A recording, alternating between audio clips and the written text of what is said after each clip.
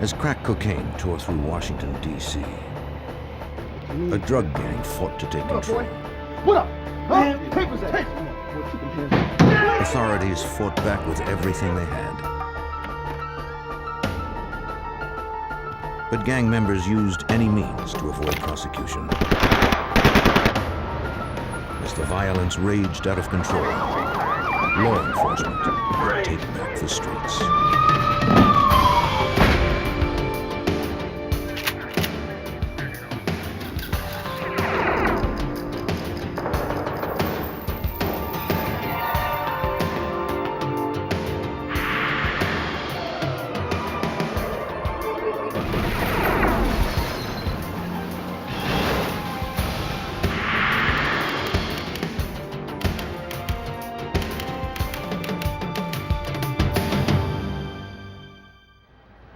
In the early 1990s, Washington, D.C. became the murder capital of the nation.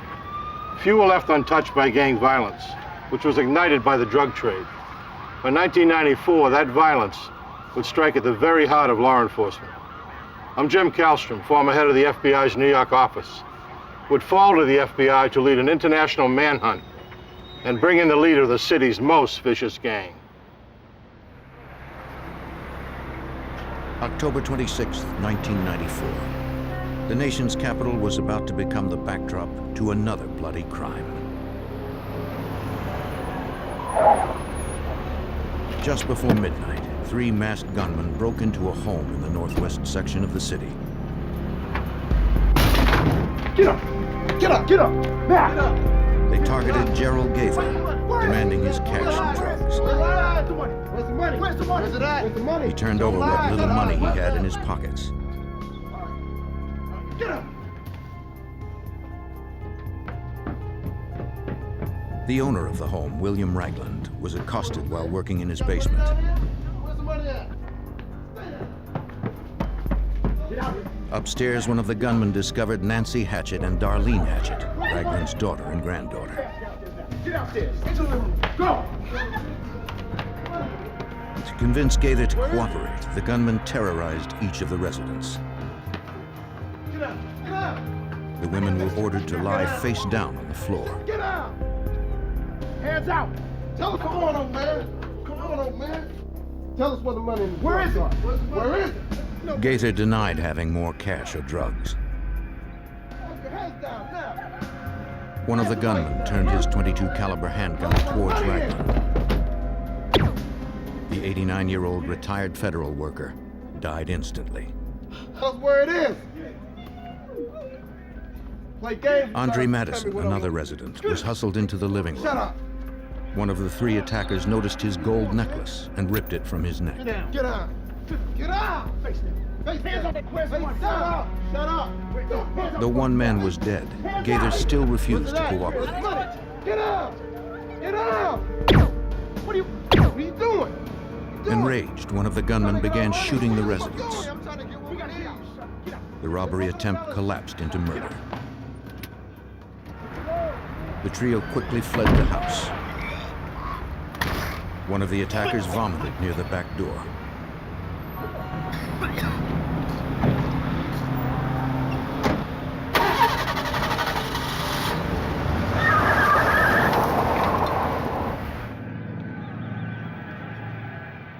Nancy Hatchett called 911.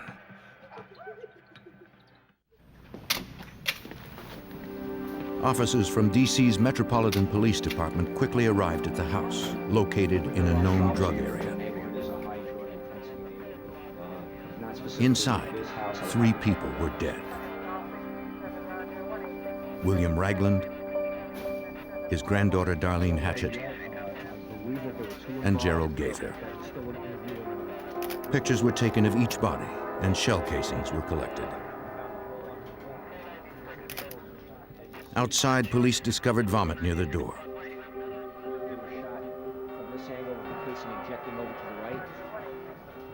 Hey, how you doing? Nancy Hatchett and Andre Madison, the only survivors, tried to help police develop suspects. But the attackers were masked, making identification difficult. Can I talk to you? Okay. For Metropolitan Homicide Detective Anthony Brigadini, a check on victim Gerald Gaither suggested a possible motive. The main victim of the triple was a drug dealer in the First and Kennedy Street area. The guy drove flashy cars, had nice clothes, had a lot of money. When the drug dealer was unable to give them enough money and or drugs, things started to get a little harried, and that's when the shootings occurred inside.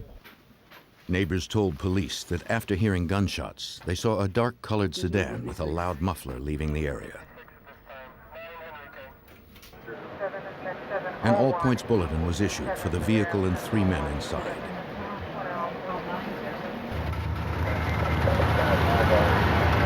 One hour after the murders, 2 D.C. cops spotted a noisy vehicle that fit the report.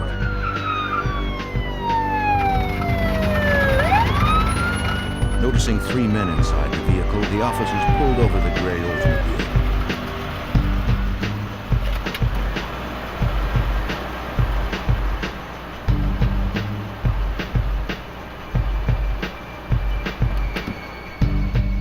The police asked the men for identification. The driver was identified as Benny Lee Lawson. The passengers were determined to be Kobe Mowat and Jermaine Graves. In one of their pants pockets, police recovered a broken gold necklace. But details from the murder scene were still incomplete. To the officers, the necklace was meaningless. After recording all of the men's names and addresses, the 3 were soon released. There was no evidence in the car to connect them to the murders. Despite the lack of solid suspects, homicide detectives believe that Gerald Gaither had been murdered by a rival drug gang. By 1990, crack cocaine had hit the streets of Washington, D.C. Neighborhood gangs began to emerge throughout the city when it became clear that there was a lot of money to be made from dealing the drug. As more and more money flowed to the gangs, they resorted to violence to protect their turf from rival drug dealers. By 1994, the nation's capital was averaging nearly 400 homicides a year.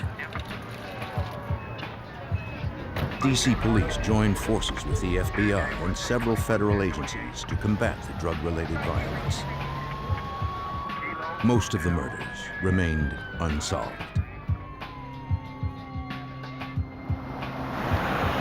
Hoping to rattle free a lead in the triple murder, detectives began canvassing the neighborhood where the murders took place.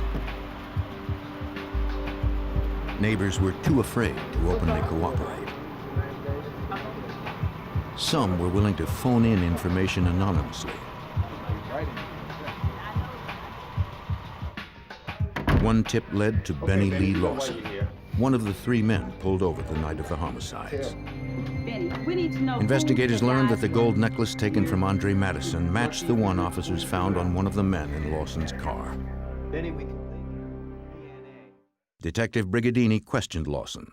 Lawson's interview lasted about 3 or 4 hours, and different detectives went in and spent some time with Lawson in an attempt to get him to provide some sort of information about his involvement in the triple murder. Sit down. Look at me. Lawson repeatedly denied having any knowledge of the triple murder and refused to take a polygraph test. Investigators tried to shake his story with the false threat that they could put him at the murder scene through a DNA test of the recovered vomit. Lawson remained unswayed. After 4 hours, police had no choice but to release him.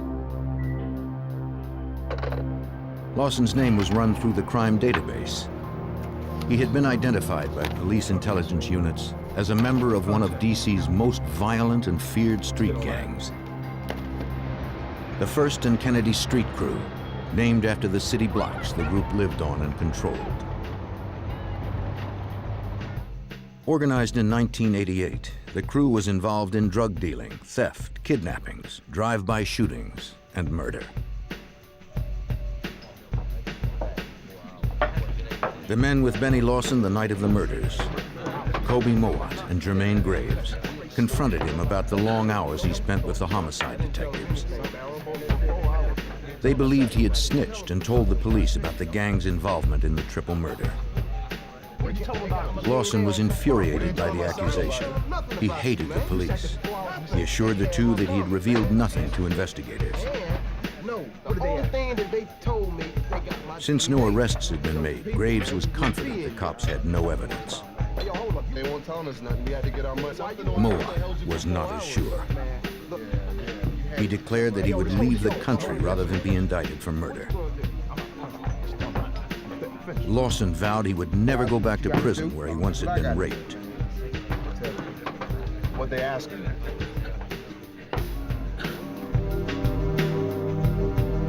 Lawson returned home that night. Being labeled a snitch was an insult to his loyalty towards the crew. And for a gang member on the streets, it was a death sentence.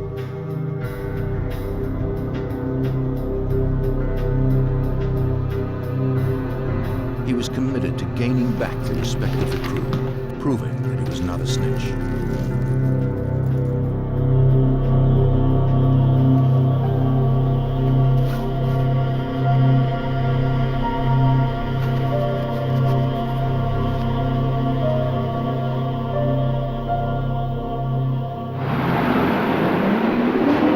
On November 22nd, 1994, a few days before Thanksgiving, Benny Lawson returned to Metropolitan Police Department headquarters. It was around 3:15 p.m. He was trying to locate the homicide department he had visited several days earlier. Hey, He asked two teenagers for directions. Yeah, we're going that way, through that door right there. They mistakenly led him to the cold case squad.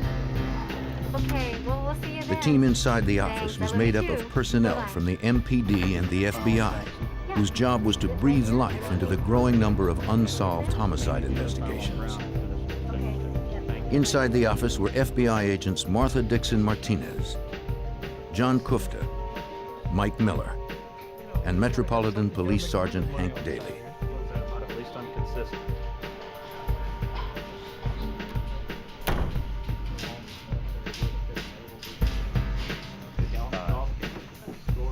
The teenagers, who were there for a scheduled appointment, began to speak with the officers. With no warning, Lawson pulled out his M11 assault handgun and started firing. The headquarters of the Washington, D.C. police was under attack.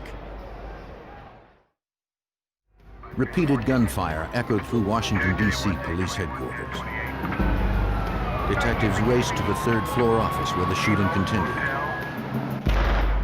No one knew what was going on behind the locked doors of the cold case squad room. come on, open up the door! Open up the door! Across town at the FBI's Washington field office, Hey, Tony, what do you have? All right, I'll talk to you later. It was just a normal day like any other day, and we were monitoring one of the police radios, and we heard a call go out that there had been a shooting at MPD headquarters. Okay, we're on our agents way. quickly determined the shooting was taking place inside the cold case office, where several FBI agents were on duty. And very quickly we started to page our agents that were assigned to the cold case homicide squad to try to account for all of them. And as time progressed, we weren't hearing back from some of the agents, and we realized that we might have some agents inside there. And as we listened, the calls became more serious and they were requesting assistance. Critically wounded, Special Agent John Kufta was trapped inside the cold case squad office. When the shooting had stopped, he could hear the shouts from officers outside the office trying to get in. Help was just a few feet away. At that point, I heard a voice tell me they couldn't get in, and I thought to myself, I'm not going to die in here. I thought of, my wife, my 8-month-old daughter at the time, and I knew that if I stayed awake, if I continued to breathe, if I continued to pray, and if they got me to a hospital, I'd be alive. Shot in the thigh, arm, stomach, neck, and chest, Kufta managed to open the door. Detectives pulled him out.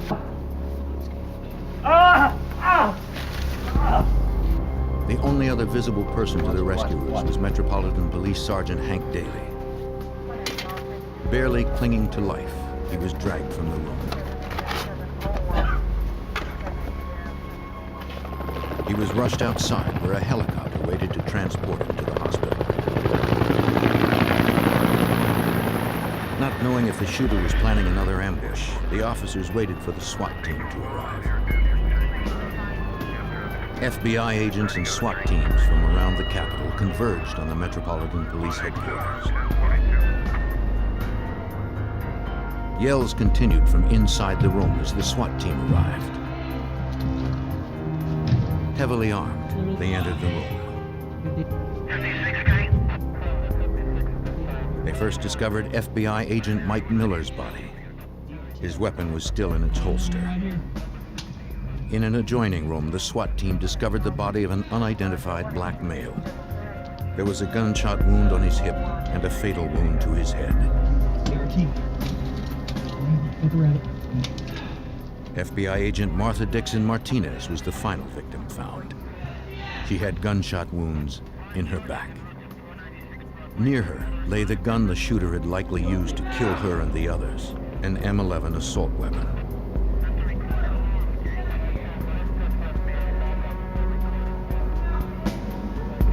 Shouts for help came from inside a closet. Suspect in the closet, open the door slowly! Not knowing if he was a suspect or an innocent bystander, the SWAT team apprehended one of the teens who had walked in the room before the shooting began. The other teenager had managed to flee the office earlier after being shot in the leg. I don't even know the guy. Supervisory Special Agent Mark Giuliano and other agents arrived at the scene. I just remember walking through the hallway and just seeing the chaotic scene and the blood and just the total realm of emotions on everybody's face from, you know, being focused on the mission of trying to figure out what happened and could there be other people involved. Based on the crime scene analysis, investigators quickly reconstructed what had happened inside the room. Getting all those shells over there? Yes. After Miller, Kufta, and Daly were ambushed, Agent Dixon Martinez joined the firefight. She was able to shoot the suspect in the hip before being shot in the arm, dropping her gun. The attacker took her 9mm handgun and shot the agent in the back as she tried to crawl for cover. He then put the gun to his own head and pulled the trigger. Police fingerprinted the shooter. Hopefully his identity would shed light on his actions. 2 FBI agents were dead. Sergeant Hank Daly would not survive his injuries.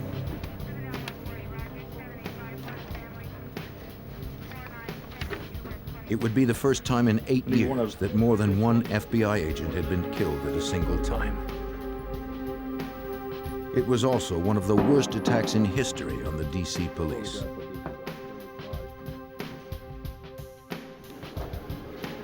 Agent Kufta would endure 7 major medical operations before recovering. The loss of his co-workers, Sergeant Hank Daly, Agents Mike Miller and Martha Dixon Martinez, was devastating. Martha, Mike, and Hank were law enforcement heroes. They didn't as much lose their lives as gave their lives for a cause of justice, for a cause that they so deeply believed. Within hours, the investigation was moving forward. The fingerprints of the shooter had come back. When the information came up about the identity of the shooter, a detective had the information, came into a conference area where the majority of the homicide officials and detectives were, and it was announced that the shooter was Benny Lee Lawson Jr.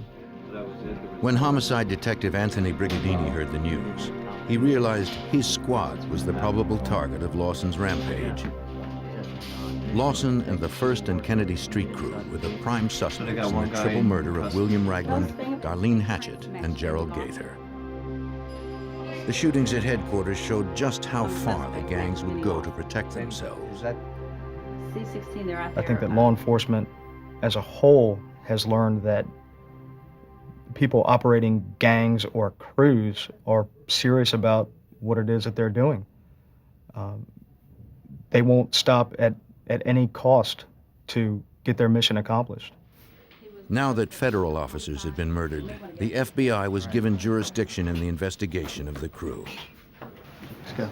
I was detailed to work jointly with the FBI to investigate the First and Kennedy Street crew, who at that time we felt were responsible for essentially Lawson's actions here at police headquarters.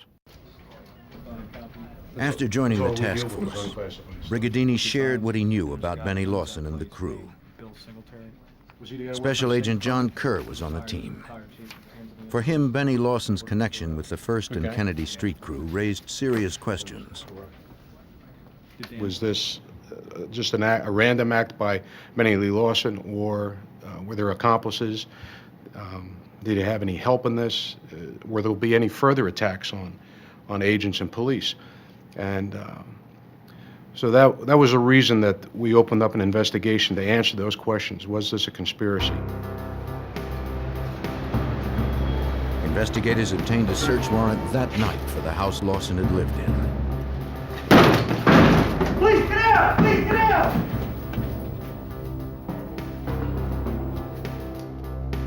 In his room, they uncovered a note written to the members of the DC homicide unit who had interrogated him, threatening to kill them.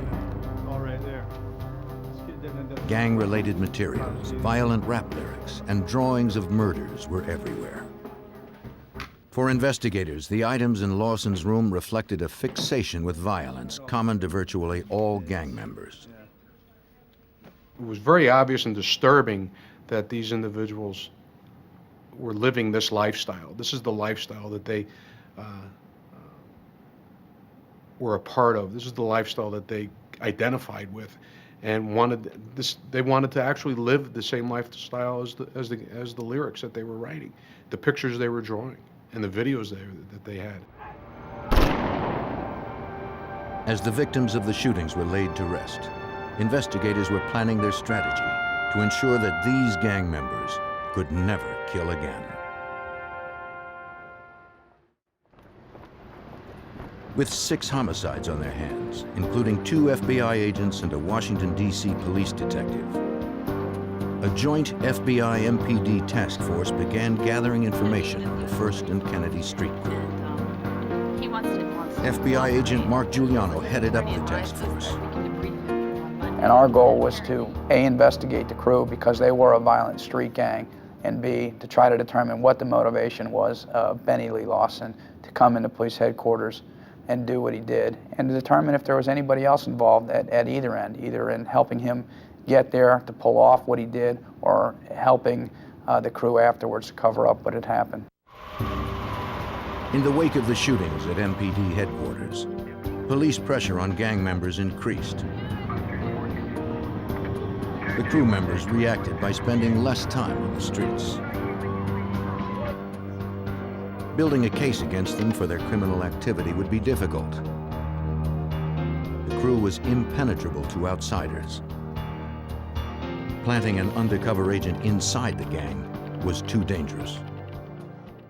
What we realized is that, A, we had a very close crew. That is, they took care of each other and watched each other very closely, but they were very, very leery of outsiders. They had been leery before, but they were even more leery now, and that any attempts for us to get somebody, an agent or a police officer on the inside, was not something that we were going to even attempt to do. Instead, agents would have to gather intelligence on the crew through covert surveillance. As time went on, the gang returned to business as usual. The FBI was watching. We had extensive surveillance coverage of the area, day and night, identifying everyone that came onto the block identifying who the buyers were, what time of day, where did they go when they bought, did they get into a car, did they go into an alleyway, did they do it hand to hand right there in front of you. All these things we started to take notice of and document. Through surveillance, the leaders of the crew were soon identified. Kobe Mowat and his second-in-command, Jermaine Graves, the two men in the car with Benny Lawson the night of the first triple homicide. On the streets, Mowat was known to be violent and unpredictable. The reputation of Kobe Mowat was that of fear, that he would react quickly. At times he had a temper. He always carried a gun and could be extremely violent at times. Looking into Kobe's past, investigators discovered he shared a common history with Graves and with Benny Lawson. Their relationship developed in 1990 while serving together in Washington, D.C.'s Lorton Prison, located in Northern Virginia. They had been arrested and convicted for weapons violations while preparing for a drive-by shooting in another gang. Do you know what happened to me? The task force members were convinced that Mowat and Graves played some role in all 6 murders. But the leaders of the 1st and Kennedy Street crew continued to keep a low profile. Agents devised a long-term strategy that would net not only Mowat and Graves, but also the entire gang membership. They would slowly build a conspiracy case against the crew that would include the entire range of their criminal activities, from crack cocaine trafficking to murder. Off the street while backing 430. Hang on to those for me.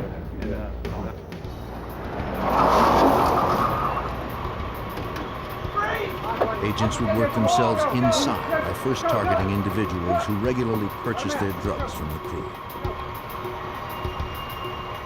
This would allow them to watch and record the gang committing crimes. And by arresting the buyers, agents would have leverage to turn them into informants. We'd come into an area when we thought that they'd be the most active in selling drugs. And in order to identify someone and hopefully get lucky, catch someone with some drugs, and maybe force them to work for us at some point. Some of the buyers arrested were unwilling to cooperate at first. The dangerous reputations of Mowat and Graves were well known. But the threat of long prison sentences was powerful. The FBI strategy paid off. Threatened with significant jail time, one of the biggest drug suppliers to the crew decided to become an informant. At the FBI's direction, he would generate conversation with crew members about their illegal activities. And he'd have conversations with them, and they like to brag about what they've done. And at our direction, he would bring something up, say an old drive-by shooting or an old murder, or something about drug dealing. And these individuals would just start to talk about it. They'd talk about who was involved, what happened. All of this was being recorded. Through the informant and the recordings, agents learned that Mowat, Graves, and Lawson had killed previously. Less than 3 weeks before breaking into William Ragland's house, they had kidnapped and murdered another rival drug dealer. What up, boy? What up? Huh? William Red Billy Woods was a well-known dealer from a rival gang. Jermaine Graves arranged to lure Woods to his mother's house. Once there, Mowat, Graves, and Lawson robbed him and beat him.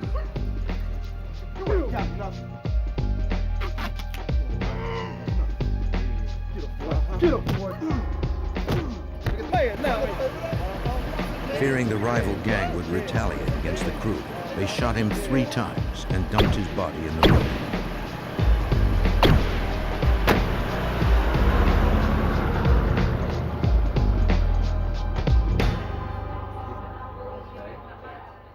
You can go down. Agents also heard testimony from another informant that further implicated Mowat, Graves, and Lawson in the triple murder at William Ragland's house. Down where? 1st and Kennedy? Huh? He overheard Benny, Kobe, and Jermaine Graves talking about the triple homicide. And one of the things that he mentioned that they were giving Benny a hard time for was the fact that he threw up at the scene of the triple homicide. That's something that only the homicide detectives knew and that we knew and had not been released to the public. The information was only circumstantial, but months of surveillance and informant testimony gave agents enough evidence to obtain a search warrant for the homes of Kobe Mowat and Jermaine Graves. They would strike at Jermaine Graves first. A heavily armed SWAT team made their way inside his house. Please get down! No one was there. Oh, one more. Agents would not leave empty-handed. We were able to locate a 9mm gun, semi-automatic pistol, as well as some crack cocaine, what we believe to be crack cocaine. One of the members on the squad took the information that we got from the gun and put together an affidavit for an arrest warrant based on the fact that it was a convicted felon in possession of a firearm. For several weeks, Graves eluded investigators. They continued surveillance, hoping that he would turn up.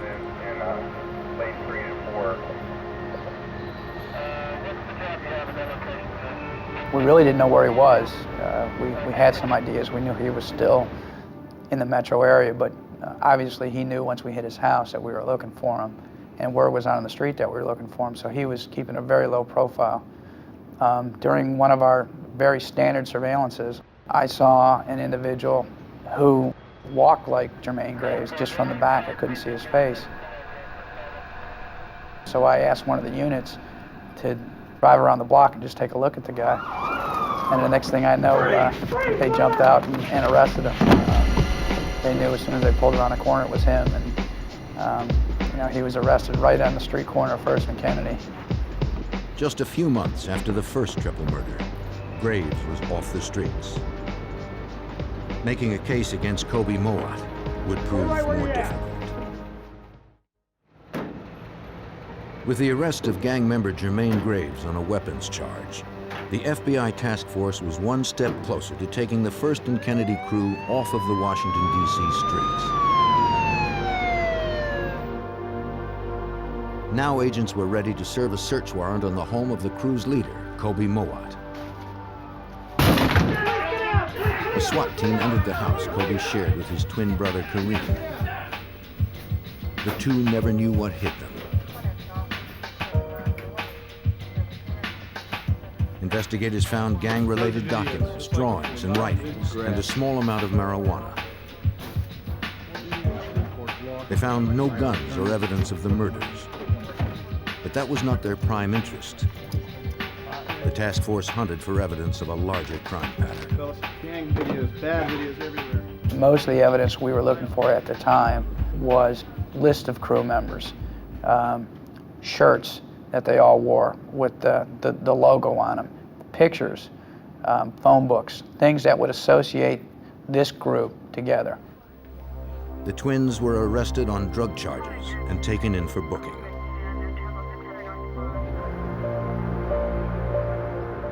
Kobe's time in jail was brief. Only his brother Kareem's fingerprints were on the bag of pot. Kobe was released and the possession charge was dropped. Agents were determined to see him back behind bars. You know what? Investigators continued developing informants from within the gang. I know you're supplying these guys with drugs, with guns. They got the break they were looking for. Facing jail time on a drug charge, a member of the First and Kennedy crew agreed to cooperate. Finally, investigators learned the answer to the question that had most plagued them. Why did Benny Lee Lawson go into police headquarters and kill 2 FBI agents and an MPD sergeant? Yeah, Jimmy. It started the night Kobe Mowat, Jermaine Graves, and Benny Lee Lawson broke into the home of William Ragland.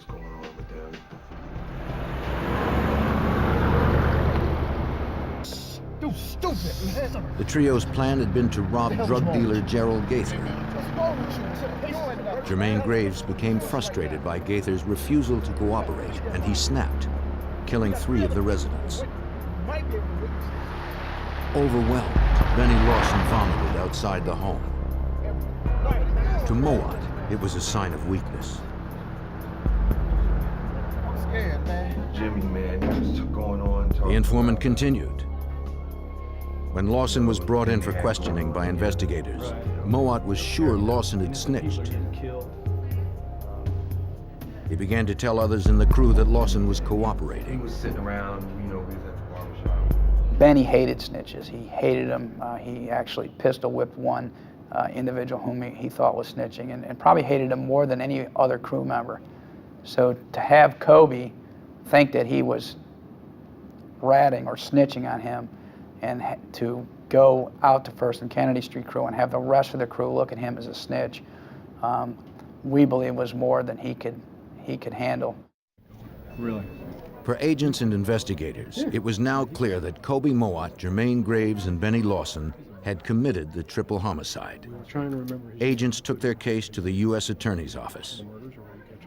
Through these conversations and the cooperating witnesses, plus the information that that the police had from the car stop the night of the triple murder, left us no doubt that they had enough to get a murder warrant for these guys for the triple murder.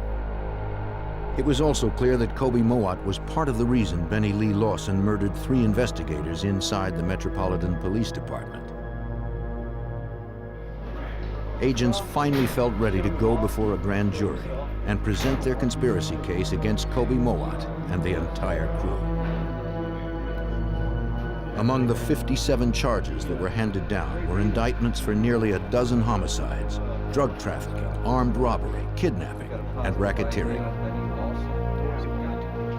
Already in custody, Graves was charged with 3 counts of felony murder. An arrest warrant was issued for Kobe Mowat.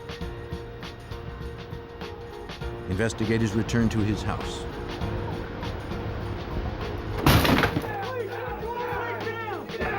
This time, he wasn't home. The closets had been emptied. The place looked like it had been abandoned. In the trash, investigators found a receipt for a plane ticket. It appeared that Kobe had kept his promise to flee rather than go to jail.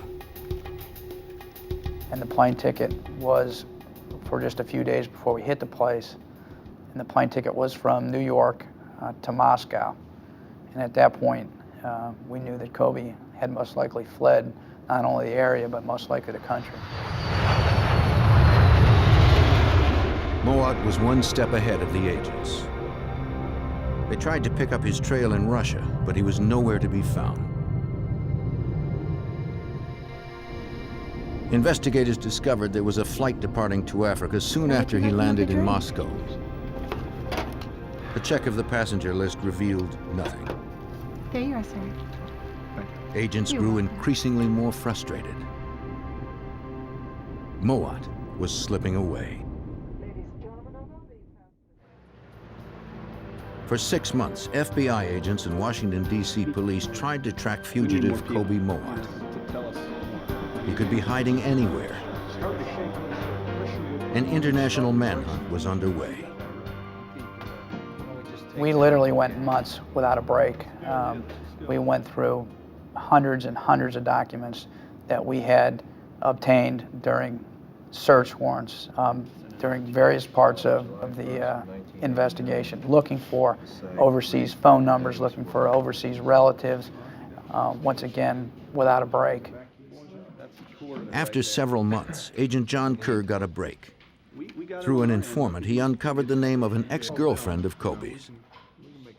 We had come up with addresses for her. One of the addresses we came up with, we subpoenaed the toll records, and sure enough, we found a collect call from Kenya on one of her toll records. And this was shortly after he would have arrived in Africa. Agents brought her in for questioning. She repeatedly denied knowing anything about Kobe Mowat's whereabouts. He's out killing people. Agents confronted her about the phone records. If she continued to withhold information, they would serve her with a grand jury subpoena. She decided to cooperate. She told investigators that Kobe had in fact called her several times from Nairobi, Kenya. He had not called her recently. She believed he might have moved on to Tanzania. The information was immediately passed on overseas. You have to know where he is. Mowatt's phone call to his ex-girlfriend had originated from a hotel in Nairobi. A U.S. Department of State regional security officer in Kenya followed the lead. We know he stayed in your hotel. The hotel owner said he had no recollection of Kobe Mowat. Agent Giuliano received the news. And it becomes very, very frustrating because, once again, we're getting no new information. We're not getting a break. And we know that the only tie that we have now is this hotel in Nairobi, Kenya. So we go back to the regional security officers and ask them to go back out and re-interview the individual. Again, the hotel owner insisted he knew nothing about Kobe Mowat. When shown photographs, he seemed to hesitate. The regional security officer kept pressing. Finally, the owner asked for a guarantee that if he gave information, Kobe would never be told. The regional security officer agreed to protect him. He said Kobe had in fact been to his hotel, but he had left several months ago. He gave the security officer a number that Kobe had called while at the hotel. The call was to the East African country of Tanzania.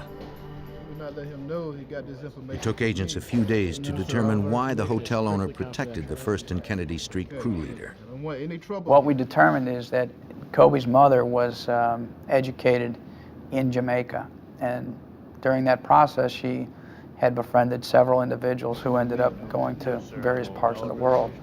She had an association with this hotel owner in Nairobi, and she had made the contact to protect Kobe and to help him. You have a nice day. Thank you. The phone number in Tanzania eventually led investigators to a local college professor. He was a friend of Kobe Mowat's mother. The FBI asked the Tanzanian National Police Department to follow the lead. The professor was unwilling to cooperate with the authorities. Certainly not a student. The National Police began their own investigation into Kobe Mowat's whereabouts in their country. As the search for the gang leader intensified in Tanzania, agents and police in Washington, D.C. continued to build their case against the First and Kennedy crew. They amassed volumes of evidence through surveillance and informant testimony over the previous year.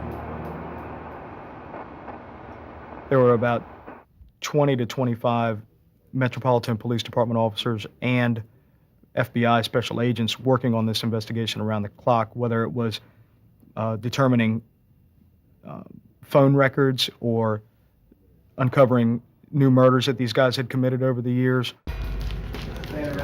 On September 14th, 1995, officers and agents executed over a dozen arrest warrants. They searched for any indication of the gang leader's whereabouts in Africa. They found nothing.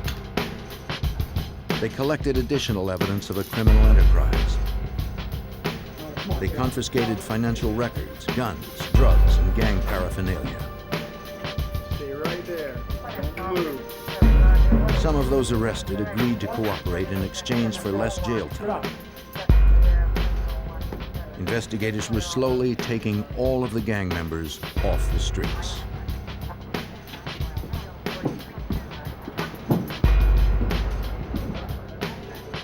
In Tanzania, the search for Kobe Mowat was heating up. The National Police Force developed their own informants and learned that Mowat had in fact been in contact with the university professor. I don't know anything about Kobe. Perhaps I could take you on a small... They returned to interview him. He once more denied knowing anything about Kobe. Threatening the Jamaican-born professor with deportation, the Tanzanian police convinced him to reconsider. Finally, he admitted to helping Mowat find a place to hide out. He offered to take the authorities there. And this hut is literally out in the middle of the tribespeople who are living in straw huts or actually just living on the ground, right amongst the wild animals and amongst where they grow their crops. It was the last place on earth authorities would have thought to look for Mowat. Unaware that the professor had betrayed his location, Mowat was surprised to see the police approaching his hut. He set fire to anything that could potentially identify him.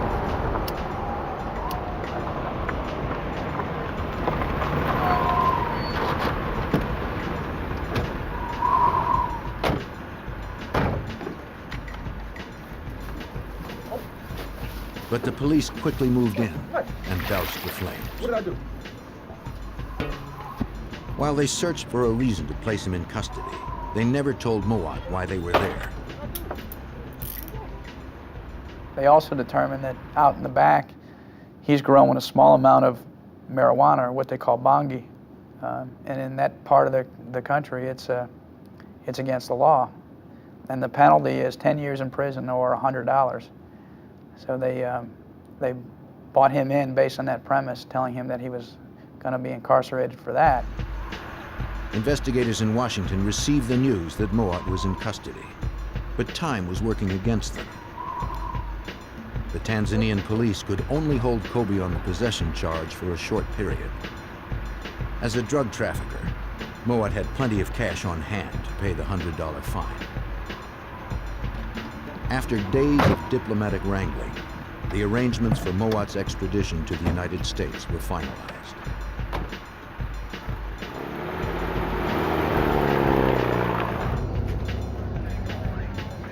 Agent Giuliano and Detective Brigadini traveled to Tanzania to take him into custody. Investigators were finally face to face with the man who had eluded them for over a year. When he came in, Kobe looked tired, and he looked like he had been defeated. We explained to him what the charges were, that he was being removed to the United States, that he had been indicted in the United States for a variety of charges, including several counts of first-degree murder and racketeering. Mowat was on his way back to the United States, where he and fellow gang members faced 57 indictments. Kobe Mowat and Jermaine Graves would be convicted on all counts. They were each sentenced to 35 years in a federal prison. Mowat's capture in Africa allowed investigators to get the remaining First and Kennedy crew members off the streets. When we brought Kobe back to the United States, he just had a domino effect on the rest of the crew members. Eventually, every crew member pled guilty because they felt and actually told us that once they saw that we had found Kobe in East Africa and brought him back, that they felt they didn't stand a chance. FBI agents and DC police worked tirelessly to bring justice to the victims of gang violence. But this case was also personal. Only after the entire gang was in jail could they have a sense of closure and feel they had vindicated the deaths of their friends, Sergeant Hank Daly and FBI agents Mike Miller and Martha Dixon Martinez. For Agent John Kufta, who barely survived the attack at police headquarters, the implications of this case were far-reaching.